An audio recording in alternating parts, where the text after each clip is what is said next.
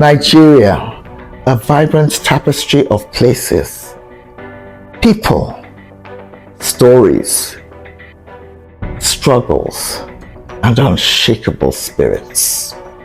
Politicians make promises, but who really holds them accountable?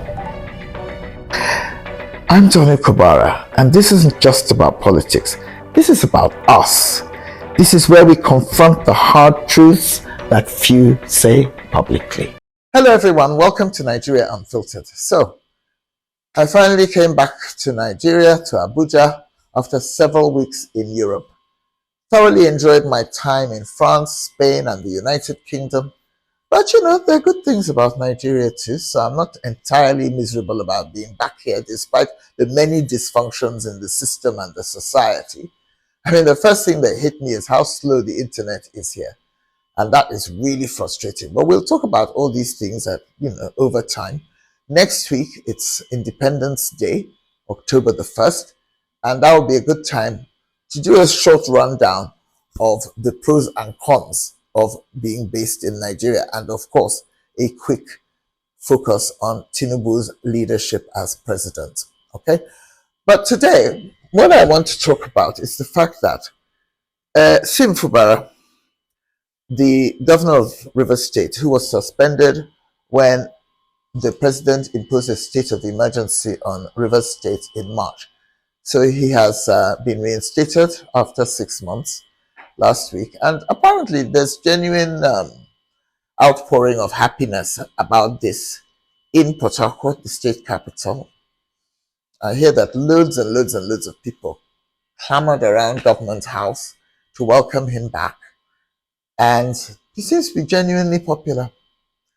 But the question I ask myself is, all these people who are Fubara fans, where were they when we needed to protest the state of emergency? I mean, there was some protest, but this sort of groundswell of emotion and joy that he has been reinstated was not matched by a huge protest when he was removed or suspended. And I just wonder, what kind of priorities do people have? You sit around like mumus, accepting rubbish for 6 months. And then when the person who has been treated like nonsense is finally brought back, you all start going, ooh, we're so thrilled. Why didn't you express anger when this person whom you love so much was humiliated? So that's number one. I also want to ask why Fubara has chosen in his return speech to praise Wike, the man who put him in trouble, to praise the president, the man who facilitated his political humiliation and marginalization. Why he chose to praise both Wike and Tinubu in his return speech.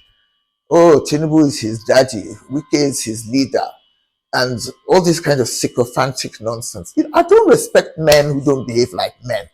If somebody treated me like that, there's no way I'd be on TV talking as if the person was my savior and my best friend. So I'm very, very unhappy about that. Now, what some people would say is that the end justifies the means, and that Fubara must have received some assurance at some point that if he kept quiet and behaved himself, when they have finished looting the state for 6 months with help of the sole administrator that they brought, he could be reinstated and everything will be all right as long as he follows their instructions from now onwards. So you could say that, well, being governor is something, even if you're a powerless governor or you're just a kind of symbolic governor and other people are in charge behind you, propping you up. But I made a note and I said that to those who say that the end justifies the means, I would say, and that the eventual outcome is worth it, no matter how you get there, as long as you win. Well, I've never believed that. I don't think that the end always justifies the means. And I don't even see Fubara as a winner, unless being governor for the sake of being governor is all that matters to him. I mean, they've done local government elections without his permission.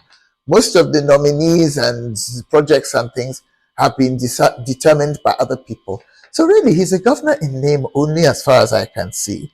His dignity has been badly battered, and so has the state's dignity and credibility. And this 6 months experience, I find it traumatic and embarrassing. And I'm surprised that Fubara is shining his teeth as if he is won. Because to me, this is a Pyrrhic victory, to put it mildly. If you want to know what a Pyrrhic victory is, go and look it up.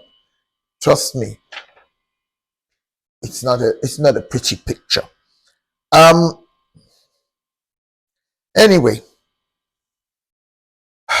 Fubara has stooped to conquer, and if being governor is the end objective, he has conquered. But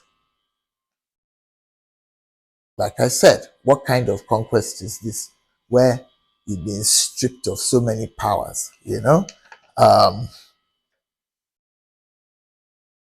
Let's wait and see. But I'm deeply, deeply, deeply disappointed and deeply, deeply, deeply unimpressed. I mean, there was a point at which they said that Fubara did not show up on that day when he was supposed to resume office.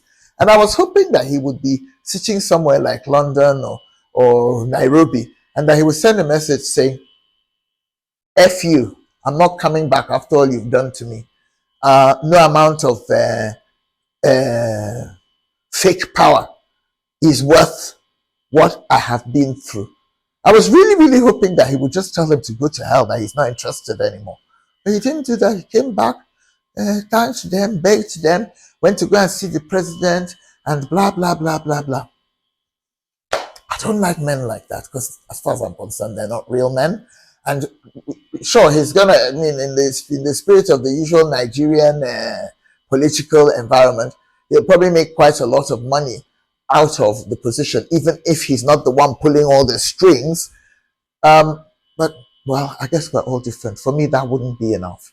And I suppose I'm willing to give him the benefit of the doubt. Maybe he'll turn out to be a great governor, but I'm not expecting anything great out of him. And that's all for today. Thank you.